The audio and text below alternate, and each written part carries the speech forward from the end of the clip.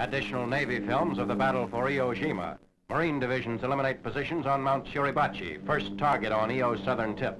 Here, at least 115 Jap defensive emplacements confronted our troops as they battled their way up from the landing beaches.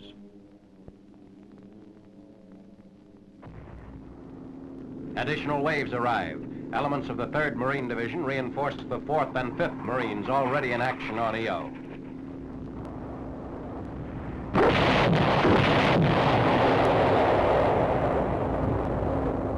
Advances are slowed up to gains of a few yards a day by the intense mortar, rocket, and machine gun fire and the widespread minefields which the Marines encounter. Unloading of supplies goes forward in the face of harassing fire and volcanic sands which retard the progress of rolling stock. Tanks are used in support of troops attacking the island's airfields. The first prisoners are brought aboard one of our ships lying off Iwo. Up to 26 February, nearly 5,000 enemy dead were counted. Only 10 Japanese had been taken prisoner.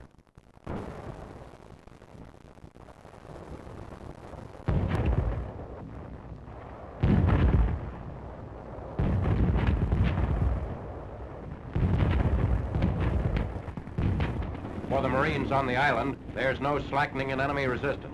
Landing craft bring in tank reserves.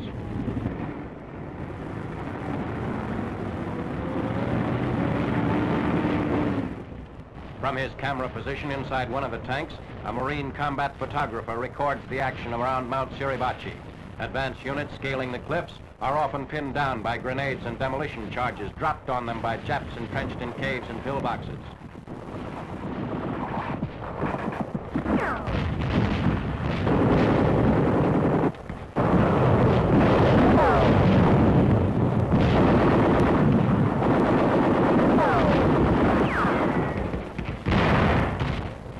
Consolidate small gains made up the face of the volcanic cone. Flames flush Japs out of dug-in positions. A routed Jap seeks new cover and is exposed to our gunfire.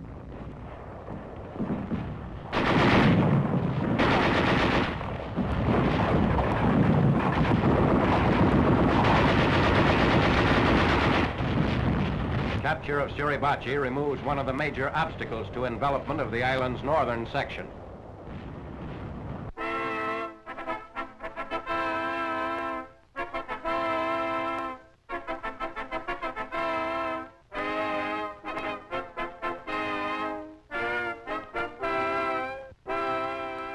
Radio Luxembourg, operated by the Army's Psychological Warfare Division to help break down German morale and induce Nazi troops to surrender.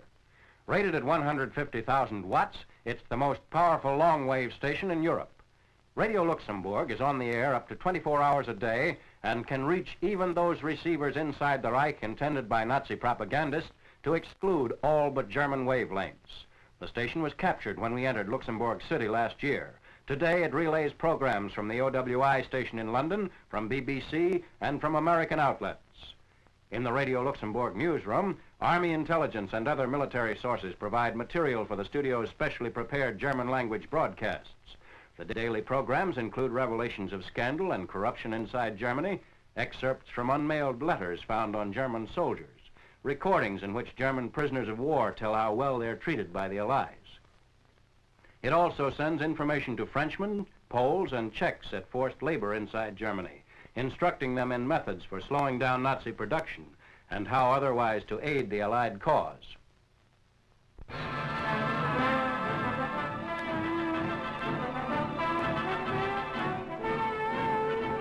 Demonstrating the Panzerfaust at Gürznich, Germany. The recoilless anti-tank launcher is the Nazi equivalent of the American bazooka. The First Army plans to use captured Panzerfausts and instructs 8th Division infantry troops in their employment.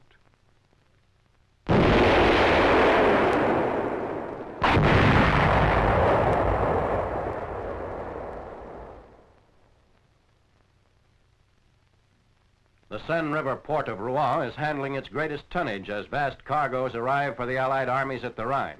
Under the Marine Division of the Army Transportation Corps, systematic control is exercised over Liberty and Victory ships and coasters which daily sail in and out of the port.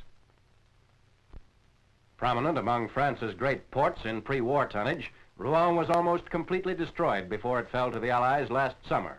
The rapid rehabilitation was the combined work of the Allied navies, the Army engineers, and the French civilian authorities. The port commenced full-scale operations in the fall.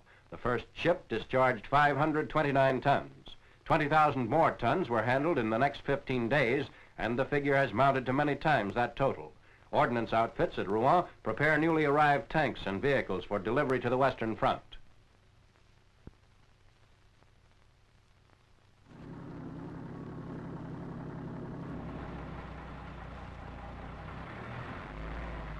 Transporting the equipment to the battle lines is expedited by an express trucking route running eastward beyond Paris.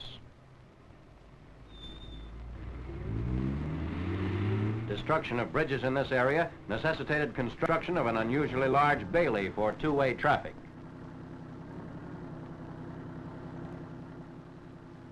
Mud bogs down whole convoys near the front. Supply routes beyond the main highways and leading directly to the firing lines are impassable as the result of melting snows. Near Saint-Vite, a week of rain has further interfered with normal traffic.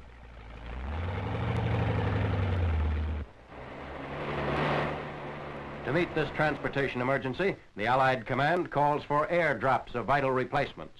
Panels are laid at Bleiauf, Germany, south of Saint-Vite, to guide in the C-47s of the Troop Carrier Command.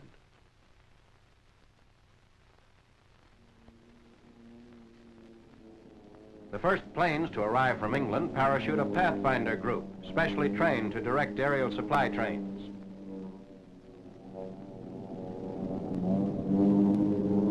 The paratroopers are equipped with radio facilities and quickly contact the cargo craft.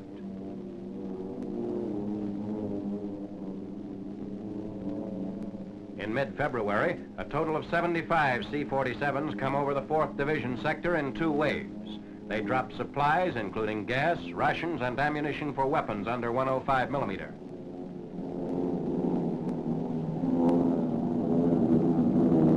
Colored smoke grenades also are utilized as drop zone markers and wind direction indicators.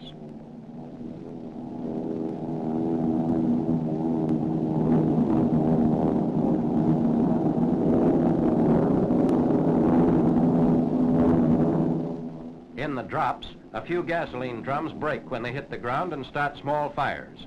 However, the majority of the airborne material lands in good condition.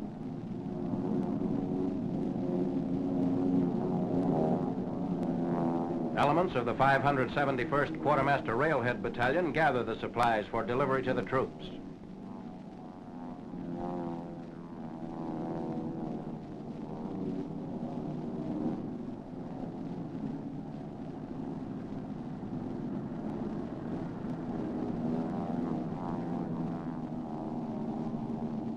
Airborne delivery near the front alleviates the critical truck transport problem resulting from rain and thaws.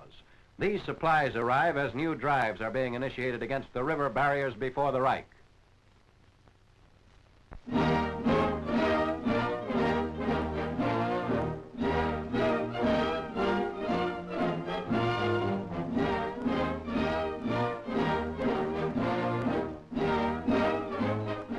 On an American cruiser in Great Bitter Lake, midway along the Suez Canal, President Roosevelt awaits to receive 3 Middle Eastern rulers. The first of the distinguished visitors to arrive is King Farouk of Egypt. Accompanied by Admiral Leahy and other members of his party, he greets the president and meets Anna Botiger, the president's daughter. In the conversations that followed, President Roosevelt and the king talked over many questions affecting Egyptian-American relationships. The president stressed the importance of expanding trade relations and discussed the post-war position of American air bases in Egypt. His cordial meeting with the president over, King Farouk leaves.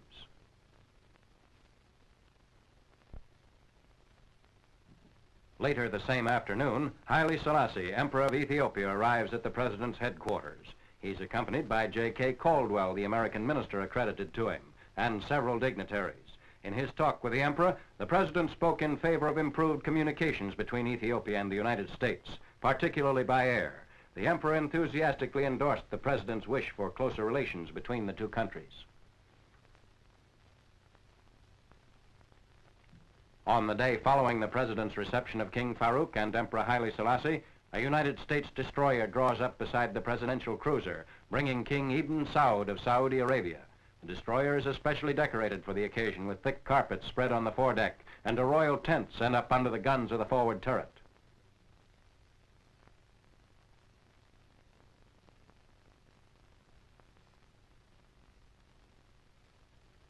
King Ibn Saud is accompanied by Colonel William A. Eddy, Marine Corps retired, American minister to Saudi Arabia. The discussions between the monarch and the American president centered on economic relationships between Saudi Arabia and the United States.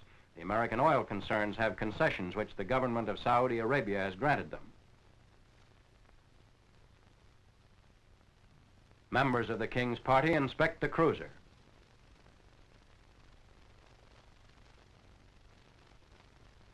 King Ibn Saud returns to the waiting destroyer. The President's meeting with the Arabian ruler is expected to do much to clarify Middle East problems and to make for better relations between the Arab world and the Western nations.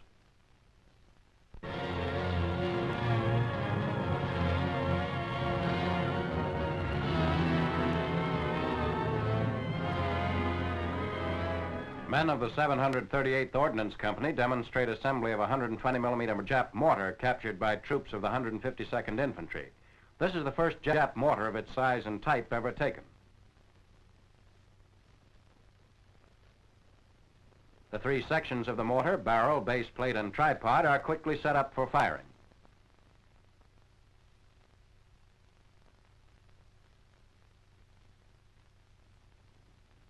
Showing the operation of the elevation and traverse mechanisms.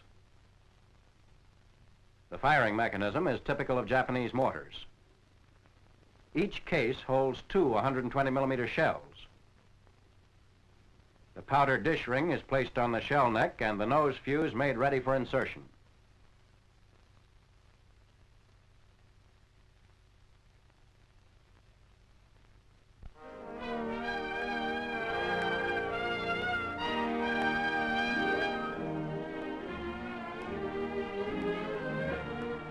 Army nurses liberated after 3 years' internment in the Santo Tomas prison camp at Manila stand at attention as they are awarded the Bronze Star and a one-rank promotion by Brigadier General Donat, Chief Surgeon, Southwest Pacific Area.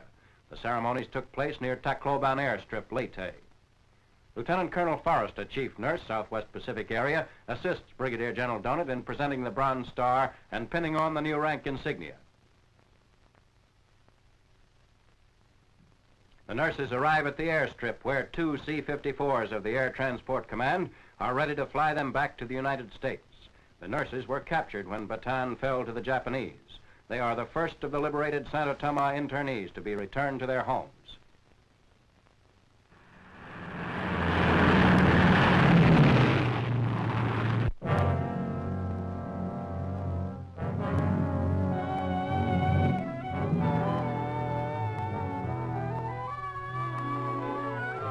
Cavite Naval Base marked by smashed oil storage tanks and huge bomb craters.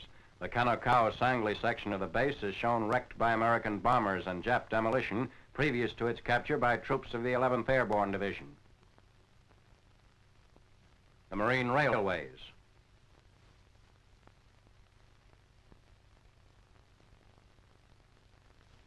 The Navy Hospital. This causeway between the Navy Yard and the city of Cavite was demolished by the retreating Japs. A pump house wrecked by the Japs at Machina Wharf. Cavite, located on a point of land 8 miles southwest of Manila, was the former United States Naval Headquarters in the Philippines.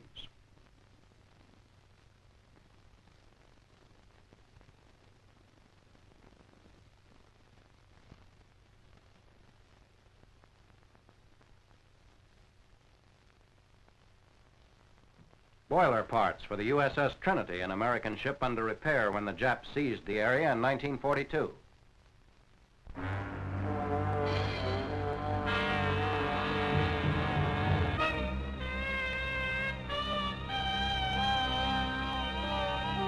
Manila, a city in ruins devastated by fire, shelling, and demolition. Roads and fields are strewn with new type Jap mines. House-to-house fighting in the Ermita district. Mortar observers direct fire on Jap positions as infantry and tanks advance against Intramuros, the old Spanish walled city.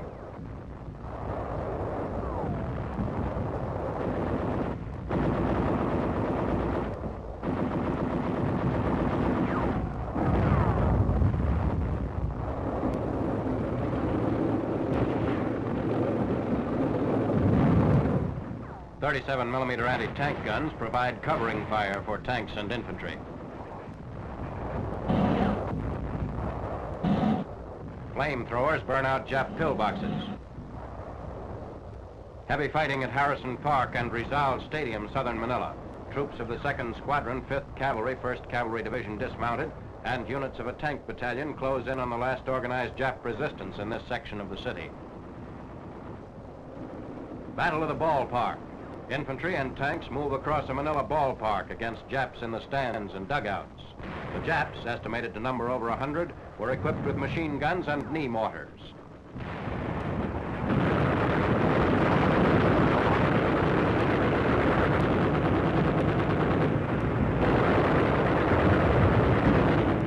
Frontal attack proving too costly, troops attempt to outflank the enemy.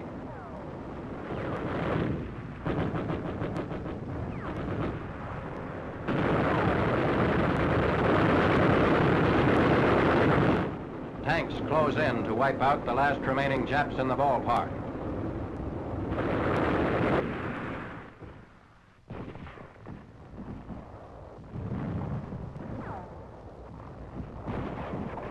Artillery of the 136th Field Artillery Battalion, 37th Division, opens fire on Jap positions across the Pasig River. Public buildings are fortified by last-ditch Jap defenders.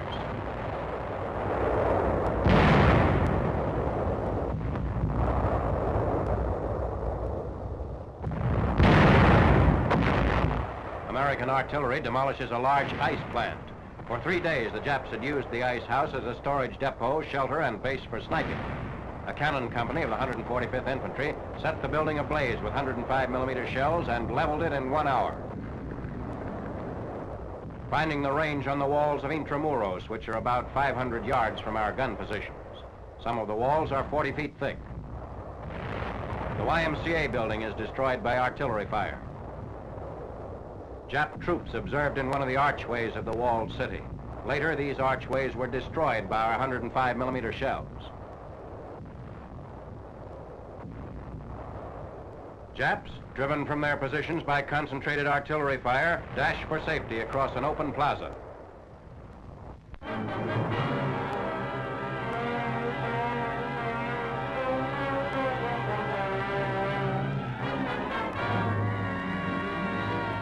On 15th February, units of the 7th Fleet open up a 90-minute barrage on the southern tip of Bataan in preparation for landing elements of the 38th Division at Mariveles Harbor.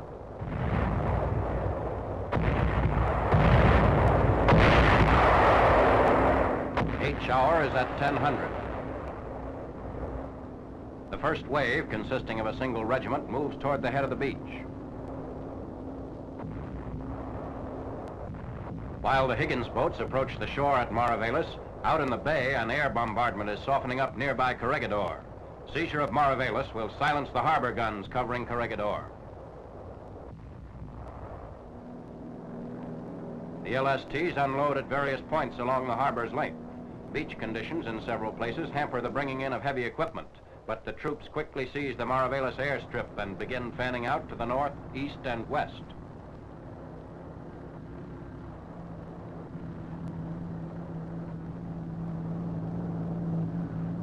The preliminary softening up bombardment completely demolished Mariveles. Remaining Japs are cleaned out by troops of the 3rd Battalion.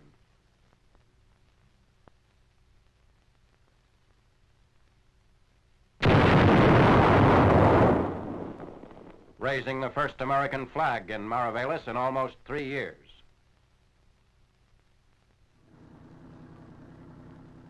General MacArthur, driving down the east coast of Bataan on his way to Mariveles, stops to look at the remains of a roadblock and the Jap soldiers who manned it.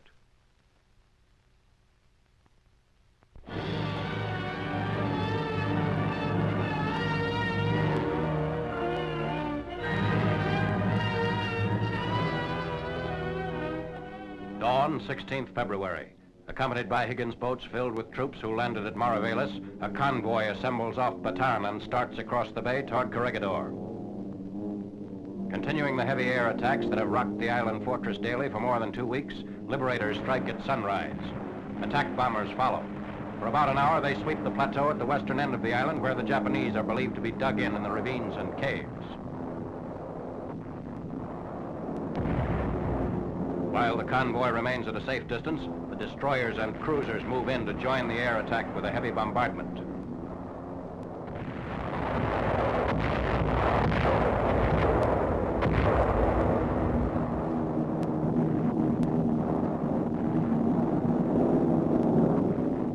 In the meantime, at Elmore Strip on Mindoro, jump veterans of the 503rd Paratroop Infantry Regiment are briefed for the landing on Corregidor.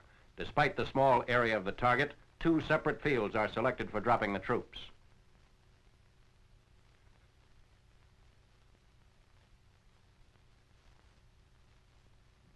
The paratroopers get ready to move out. Veterans of the Markham Valley, New Guinea, and NURM-4 airborne operations, the men check their equipment in preparation for landing on the smallest jump field ever used for paratroops. Jumping altitude is to be 500 to 600 feet.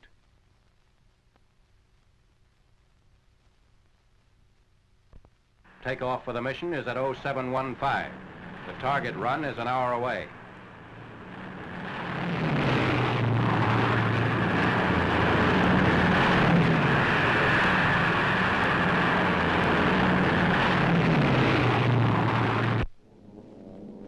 Air Force films show members of the 3rd Battalion receiving final instructions before making the initial jump.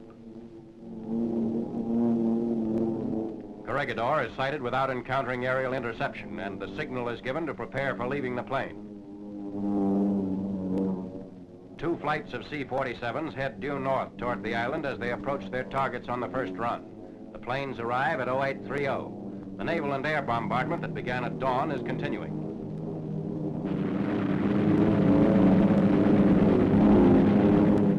A flight of A-20 sweeps in ahead of the transports to strafe ground installations and enemy personnel.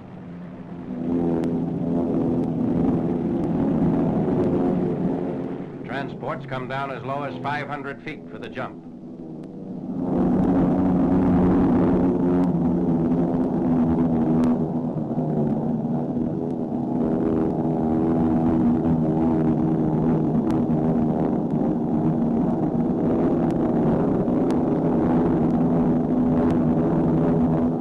Because of the small targets, only 8 men at a time are dropped on each of the 3 runs.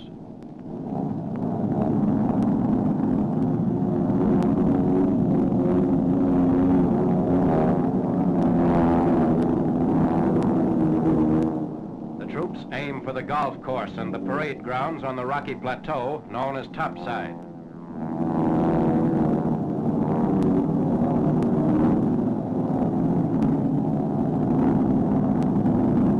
Landing fields are next to the sites of our barracks and headquarters buildings destroyed during the siege in 1942.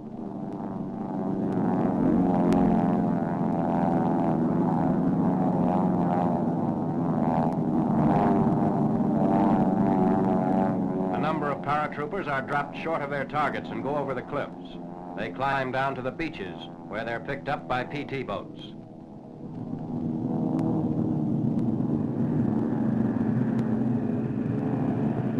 Objective of the landing is to secure the plateau as one arm of a combined air and amphibious operation.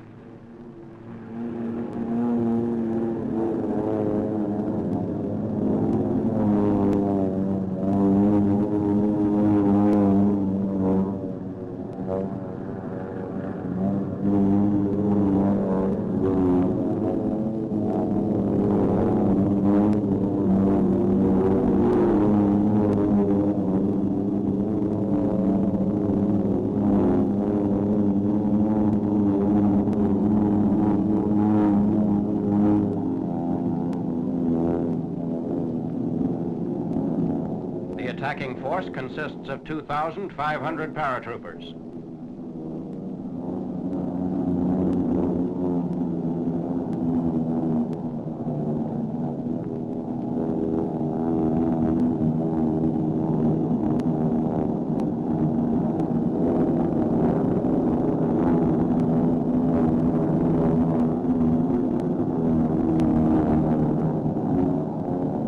As the men land and get rid of their chutes, they form into units, each pushing out in a different direction toward the plateau's perimeter.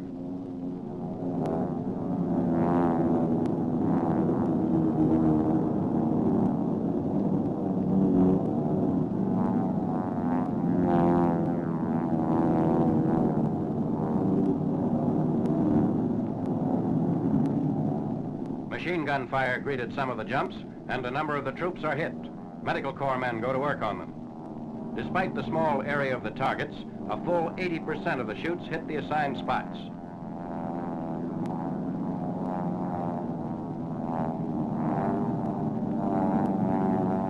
A counterattack is expected, and preparations are made to meet it.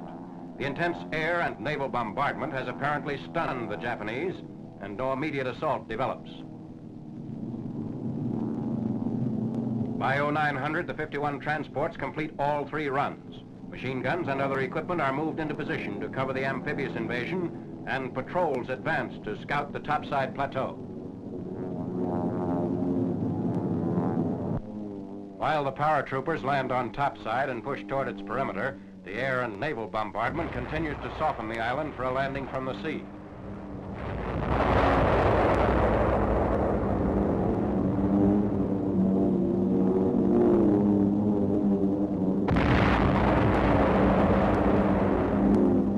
After the paratroop landing, troops of the 3rd Battalion, 34th Infantry, begin moving in toward San Jose Beach. The beach is near Bottomside, the wrecked dock area on the flat eastern section of the island. Jap emplacements flank the beach from the hills.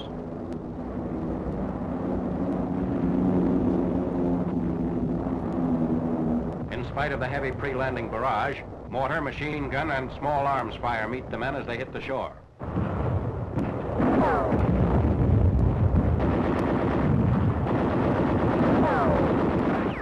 Objective is to push across the 500-yard wide neck of the island and make contact with the paratroopers on the plateau.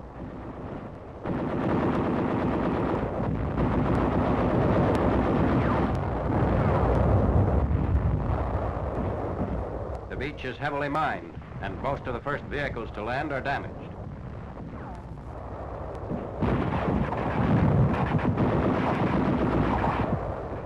A Jap machine gun nest hidden in a cave behind an old refrigerator plant. A 50 caliber machine gun and a Tank 75 finally knock it out.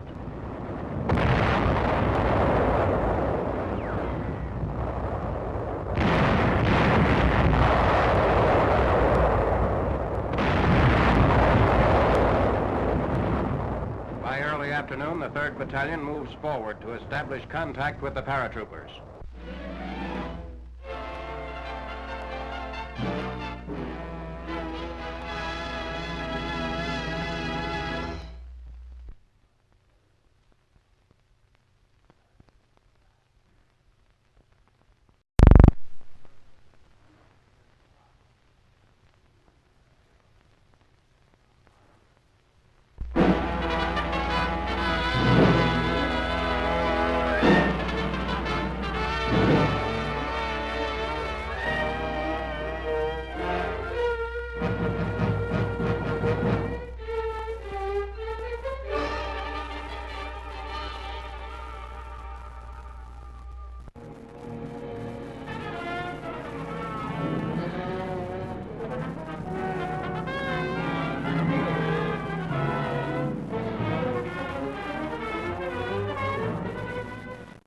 Additional Navy films of the battle for Iwo Jima.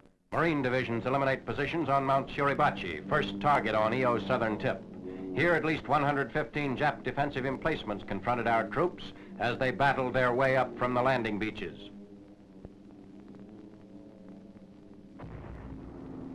Additional waves arrived. Elements of the 3rd Marine Division reinforced the 4th and 5th Marines already in action on Iwo.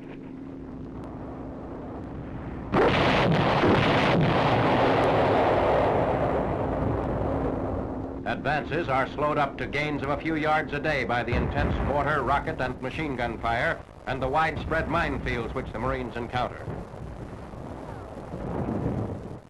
Unloading of supplies goes forward in the face of harassing fire and volcanic sands which retard the progress of rolling stock.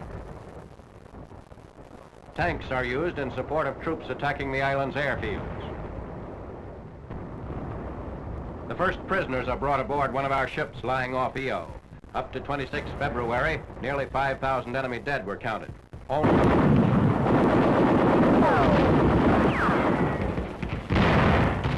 Marines consolidate small gains made up the face of the volcanic cone. Flames flush Japs out of dug-in positions. A routed Jap seeks new cover and is exposed to our gunfire.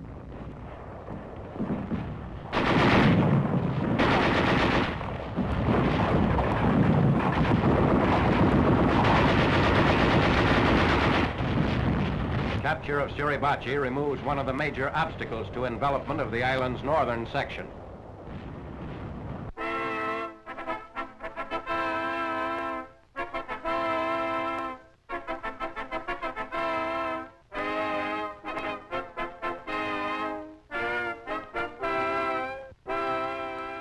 Radio Luxembourg, operated by the Army's Psychological Warfare Division to help break down German morale and induce Nazi troops to surrender. Rated at 150,000 watts, it's the most powerful long-wave station in Europe. Radio Luxembourg is on the air up to 24 hours a day and can reach even those receivers inside the Reich intended by Nazi propagandists to exclude all but German wavelengths. The station was captured when we entered Luxembourg City last year. Today it relays programs from the OWI station in London, from BBC, and from American outlets. In the Radio Luxembourg newsroom, Army intelligence and other military sources provide material for the studio's specially prepared German-language broadcasts. The daily programs include revelations of scandal and corruption inside Germany, excerpts from unmailed letters found on German soldiers, recordings in which German prisoners of war tell how well they're treated by the Allies. Only 10 Japanese had been taken prisoner.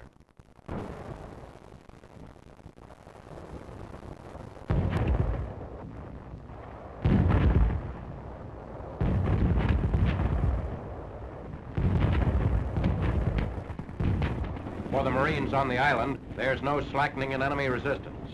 Landing craft bring in tank reserves.